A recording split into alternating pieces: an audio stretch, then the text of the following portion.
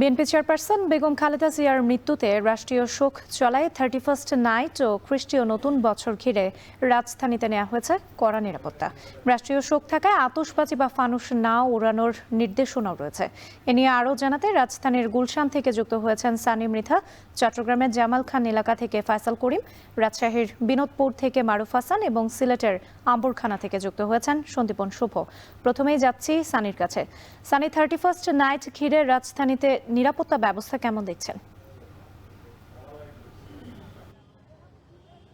রাত্রি আমি এখন ঠিক গুলশান একে পুলিশ প্লাজার যে মোড়টি থাকে, স্বাভাবিকভাবে এই রাস্তাটা কিন্তু প্রায় সময় নিরাপত্তা থাকে, কিন্তু 31st গিরি কিন্তু সেই নিরাপত্তা আরও জোরদার করা হয়েছে। আমরা এখানে আসার পরে দেখতে পেরেছি প্রত্যেকটা গাড়ি এখানে নিরাপত্তা যে সদস্য রয়েছে তারা কিন্তু এখানে ঠিক করে চেক করে কিন্তু পরবর্তীতে ঢুকতে দেওয়া হচ্ছে বিভিন্ন পথ। আর এই পাশটিতে যে রয়েছে অর্থাৎ গুলশান একমুখী যে মোড়টা রয়েছে সেখানে কিন্তু কোনো ধরনের গাড়ি এখানে ঢুকতে দেওয়া হচ্ছে না। আমরা কিন্তু এখানে দেখতে পেরেছি যে অনেকের যাদের বাসা গুলশানেও যারা রয়েছে তাদেরও কিন্তু এই জায়গাটিতে ঢুকতে দেওয়া হচ্ছে না। অর্থাৎ কোনো প্রকারই গুলশান একের দিকে কোনো গাড়ি বা যানবাহন আইন শৃঙ্খলা রক্ষাকারী বাহিনীর কোনো গাড়ি ব্যতীত কিন্তু অন্য কোনো গাড়ি এই জায়গাটিতে এখানে ঢুকতে দেওয়া হচ্ছে না। এর বাইরেও আমরা দেখতে পেরেছি যে অনেকের বাসা এখানে থাকায় তারা ঢোকার সাথে এক প্রকার কিন্তু আইন শৃঙ্খলা রক্ষাকারী বাহিনীর সাথে তর্কে জড়াতো কিন্তু আমরা এখানে লক্ষ্য করতে পেরেছি। তবে আমরা স্বাভাবিক তুলনায় প্রতি বছর যেভাবে একটি উদ্দীপনা উৎসব মুখর একটি পরিবেশ থাকে সেরকম এক চিত্র কিন্তু এবার একেবারেই লক্ষ্য করা যায়নি। অর্থাৎ আমরা বিভিন্ন জায়গা ঘুরে গুলশান একের এই জায়গায় অবস্থান করছি এবং আমরা আসা পর্যন্ত এই পর্যন্ত খুব কোনো জায়গায় একেবারে শুনশান নীরবতাই বলা যায়। অর্থাৎ এই জায়গাটাতে কিছু সংখ্যক গাড়ি ভিড় করা আছে, যেহেতু এই জায়গাটিতে ডাইভার্সন চলছে, অর্থাৎ এই জায়গায় কিন্তু কোনো প্রকার গাড়ি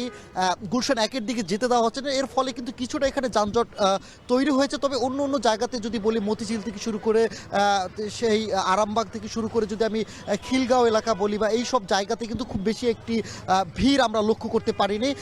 এর বাইরেও কিন্তু আপনারা জানেন যে কোনো প্রকার এই যে 3 দিন যাবৎ আজকে শোকসহ আগামী 2 দিন কিন্তু কোনো প্রকার উন্মুক্ত স্থানে কোনো ধরনের সাংস্কৃতিক অনুষ্ঠান, শোভাযাত্রা, ডিজে পার্টি, আতশবাজি সব কিছু নিষেধাজ্ঞা দিয়েছে ঢাকা মেট্রোপলিটন পুলিশ। তো আমার কাছে আসলে ঢাকা থেকে এখন পর্যন্ত নিরাপত্তা ব্যবস্থা নিয়ে এই ছিল সবশেষ। পরবর্তীতে এই নিয়ে আরও জানতে চট্টগ্রামের সহকর্মী ফয়সাল করিম আছে, তার কাছ থেকে জানবো। ফয়সাল। ধন্যবাদ সানি।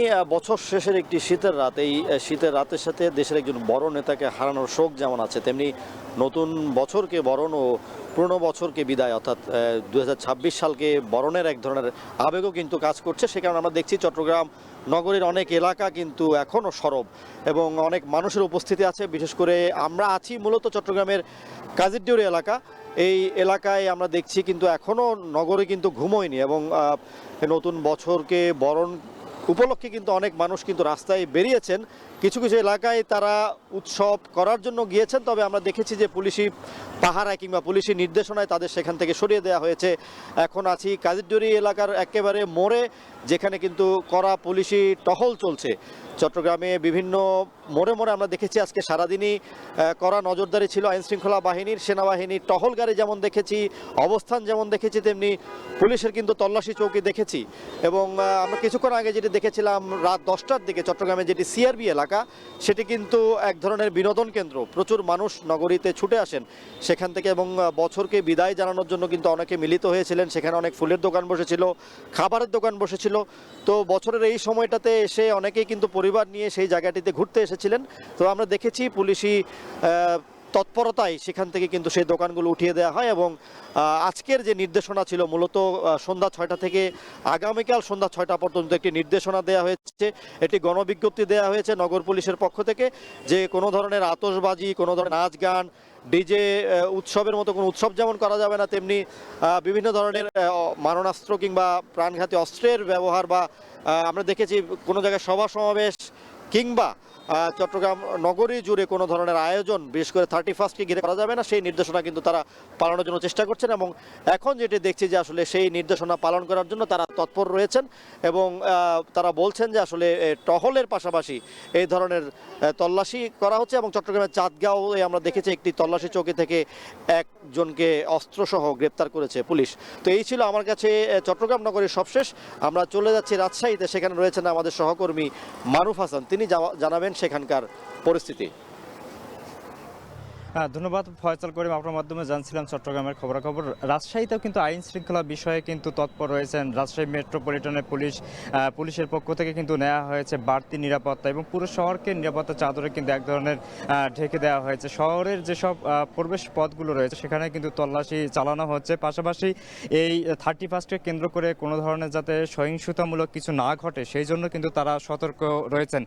আপনি জানেন যে রাজশাহী শহরের শিক্ষানগরী হিসেবে পরিচিত এবং এখানে বিশেষ করে রাজশাহী বিশ্ববিদ্যালয়ের পাশেই যে বিনোদপুরের যে বাজারটি আছে সেখানে কিন্তু সবসময় শিক্ষার্থীদের আনাগোনা থাকে। বিশেষ করে এই দিনগুলোতে কিন্তু শিক্ষার্থীরা আরও বেশি পরিমাণে এখানে উপস্থিত থাকে এবং তারা বন্ধু বান্ধবদের নিয়ে আড্ডা দেন। কিন্তু আজকে আমরা দেখতে পাচ্ছি সন্ধ্যার পর থেকেই সেই ব্যস্ততম যে বাজারটি সেখানেও কিন্তু এখন ফাঁকা এবং পুরো শহরের চিত্র যদি আমরা বলি সবখানে কিন্তু আইন শৃঙ্খলা বাহিনীর যে প্রশাসনের যে টহল সেটি কিন্তু আছে। পাশাপাশি আমরা দেখতে পাচ্ছি যে শহরের যে দোকানগুলো আছে সেগুলো কিন্তু বন্ধ করে দেওয়া হয়েছে। দুই একটা চায়ের স্টল ছাড়া বাকিগুলো কিন্তু সবগুলোই বন্ধ আছে।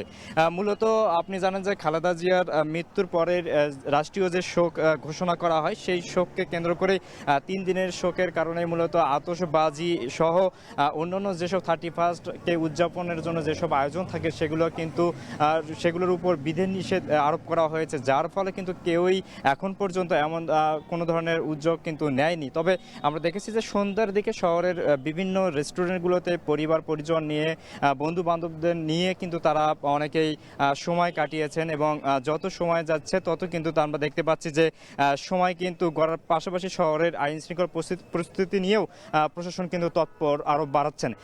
রাজশাহীর থেকে এই ছিল আমার কাছে 31 উপলক্ষে আইন শৃঙ্খলা সবশেষ। এখন আমাদের সঙ্গে সিলেট থেকে সেখানকার পরিস্থিতি জানানোর জন্য আমাদের সঙ্গে যুক্ত আছেন সহকর্মী সন্দীপ শুভ। জানাবেন সেখানকার পরিস্থিতি কি? ধন্যবাদ মারুফ আপনাকে। আপনি রাজশাহীর খবর জানছিলেন আপনার মাধ্যমে। আপনি জানেন যে একটা সুখবিহবল সময়ের মধ্য দিয়ে বাংলাদেশ যাচ্ছে।